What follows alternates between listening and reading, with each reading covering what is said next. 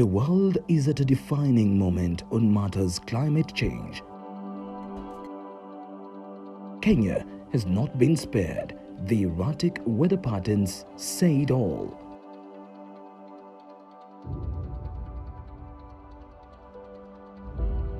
And as the country fights climate change, which has adversely affected food production and water security at large, there is another pressing issue. If you are affecting the water, you also need to take part in the decision-making process, as well as be accountable towards those decisions that have been made. There are issues of leadership, decision-making, rules and regulations about sharing of resources, and so on. The situation is dire. Rivers that used to flow throughout are now drying up, especially downstream. Integrated Water Resources Management (IWRM) model could just be the answer to this perennial water crisis. But first, let's understand what IWRM is all about.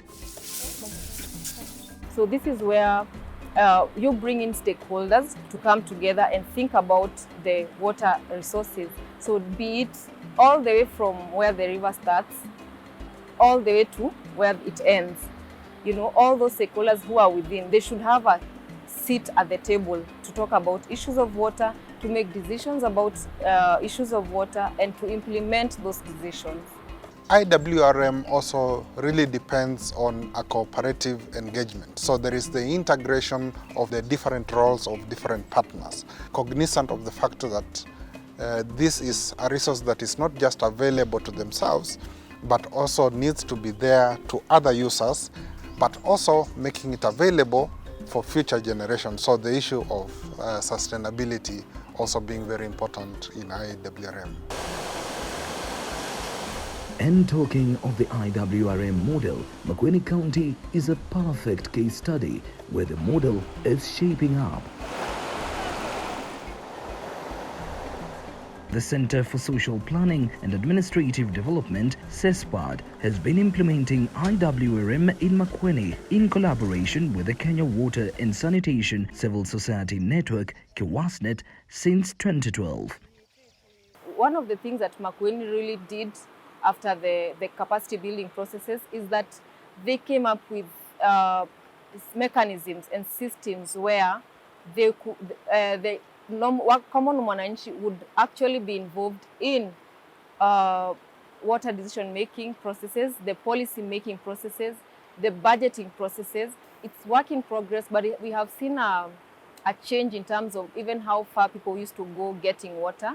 There were issues of conflict, and that is history now in Makueni. It's good to have the technical input to it, but it is sweeter when it is actually mixed with the realities on the ground through participatory processes where people bring issues right on the table. It is a county that has taken the brunt of sand harvesting, which gained popularity as a source of quick cash at the expense of Mother Nature before it was regulated. And so, for the IWRM model, the enactment of the Makueni County Sand Conservation and Utilization Act could not have come at a better time. When we brought in the law, it was not easy to make people understand this sand has to be harvested in a sustainable manner. So we had cartels, which we are carrying this sand during the night. But now, we have tried, and we have come to a level now whereby the communities now know this sand is for their benefit. People have started complying.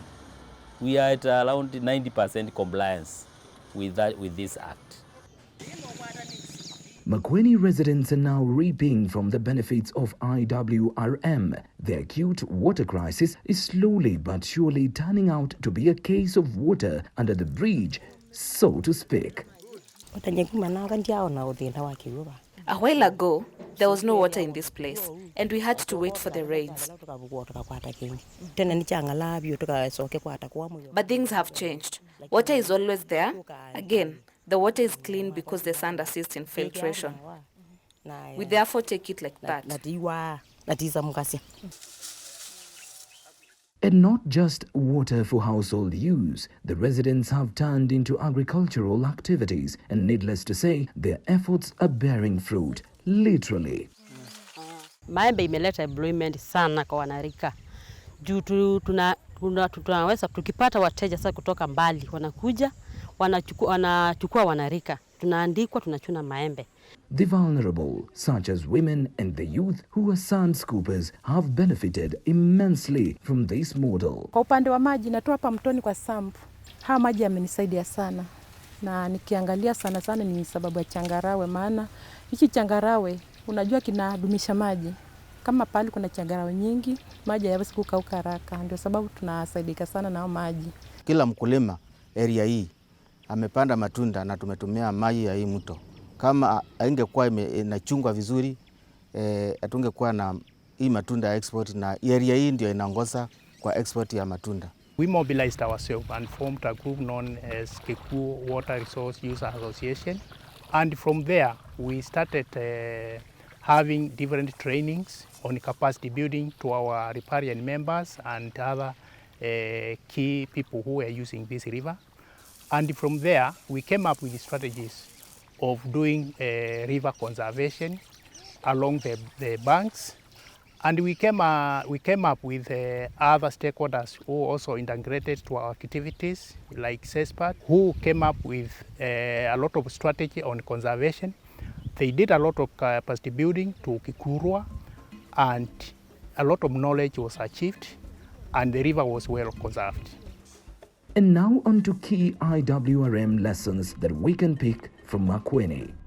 Even though it may take a little bit more resources, because actually the controller of budget one time was questioning the amount of funding we are putting in public participation. But it turns out the dividends of that process are more than the money we are putting there. Today, water projects are no longer managed by the county but by the public. That level of ownership by the community themselves takes time, it takes money, but the results are sustainable. From Makueni County to the foot of Mount Kenya. Welcome to Nanyuki, Laikipia County. Remember, the Iwrm model works best when water resources user groups are recognized as the lowest level champions of Iwrm, since they are on the ground and understand water management issues in their sub-catchment much better. Goseshe Water Resources User Association stands out, and here's why. Goseshe Lua started due to conflict which were here, because this river could not flow for 10 kilometers due to upstream users. There were a lot of conflict between the downstream and the upstream. Sometimes the downstream could come and demolish all the intakes. And from there, we decided to have a system where we shall control our river so that the upstream can use the middle stream and the downstream. We sit down together. Like now, I'm the chairman from the community. My secretary and treasurer are from the commercial farms. And those commercial farms are of help to our communities, because most of the project funding, some of the retail funding, they fund the Rua. We have one good farm like Timafro. They give us $250,000 every month. We came with a system of Rua support fee, where now we could be able to pay our workers.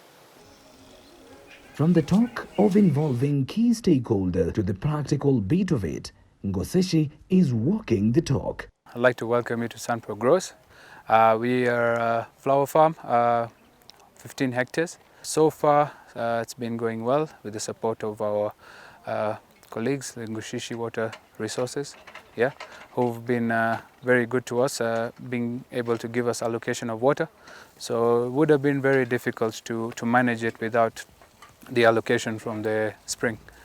We do have meetings with the Ngushishi team every now and then, and we do help each other as a team, especially when we have to maintain the line. Also, we do give an annual fee to Ngushishi Water Resources every year, which helps them also manage the water resources more efficiently.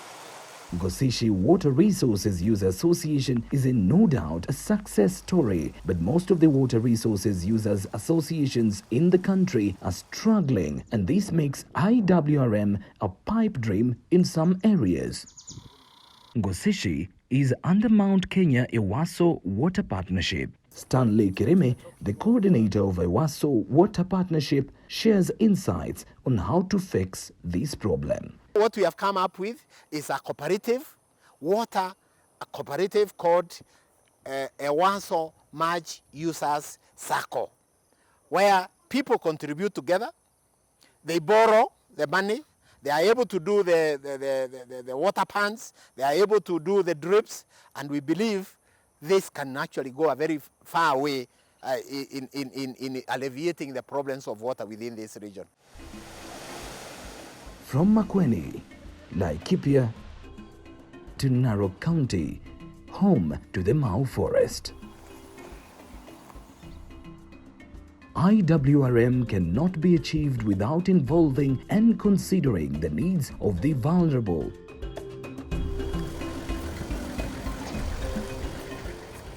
To understand this, you just need to visit Siaipai village.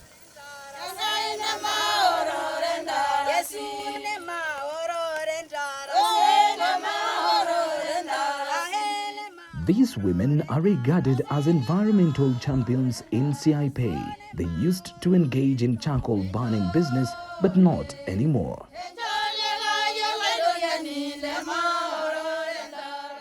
Ilifika mahali makaa ilifungwa. Tukakuwa tunaiba makaa kupeleka usiku. Tunapeleka makaa usiku, tunakuja tunanyang'anywa pesa. Mara mingi tunakuja tunakimbishwa. Hata siku moja niliepuka tu kidogo tu kurepiwa. Sisi tuko kila Jumanne. Tunakuja kusaidiana, wale wanakuja wanashona.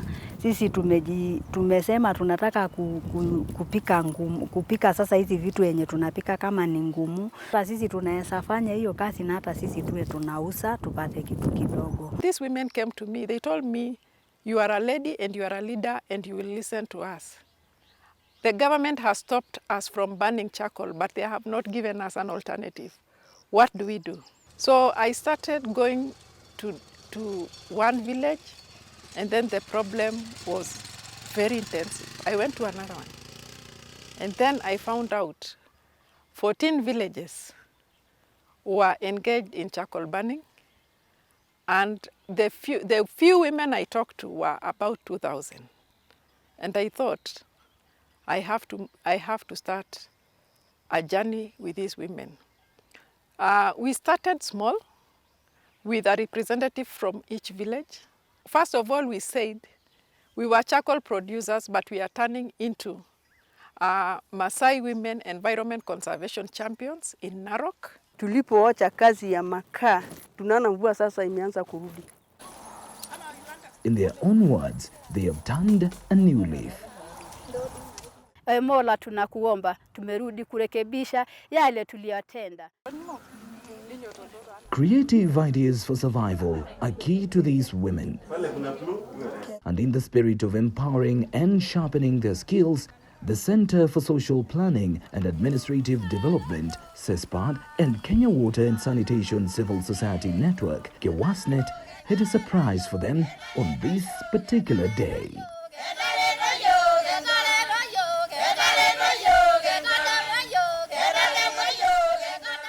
Kwa hivyo kupitia kwa hii kifaa ambayo tumeweza kuwagabidhi leo, mtaweza kusomesha wengine katika jamii. Through your effort, we are realizing that the environment is being conserved, and we believe that at the end of the day we are going to have better water towers in our county. Our dream was to have a digital resource center. We didn't know, it was just a dream, and today you surprised us. This one will work. And the story of agents of change in this region does not end there. A few kilometers from Siai Bay, another group of vulnerable women is busy making briquettes.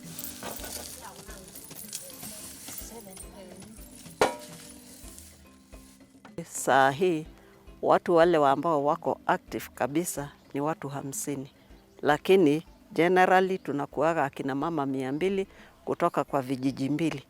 Kazi ya kuchoma makaa kwanza ina hasara kubwa, kwa sababu jambo la kwanza inamaliza misitu na nchi inakuwa wazi. We started by having our own strategy, and once we had a strategy, we said we can't walk alone. Then we started knocking doors. And one of the doors that we walked in was CESPAD. And CESPAD introduced us to KEWASNET. Linking to donors is a problem, but they touched me because my problem became our problem. With CESPAD, they have taken us through the training on managing water resources. When you look at the situation of women and girls in Narok County, you discover that they are still falling behind within the traditional sphere of exclusion. And therefore, this then points out why we need to focus on the vulnerable. And now, on to some key take-home notes. For the integrated water resources management model to function effectively, there has to be strong political will, and an enabling environment is key in order to have policies for water conservation and a solid legislative framework. It is also important to promote general public awareness, stakeholder participation, and transparency of institutions in order to enable the public to take a participatory role in IWRM. And lastly, there has to be heavy financing mechanisms for IWRM model to work effectively.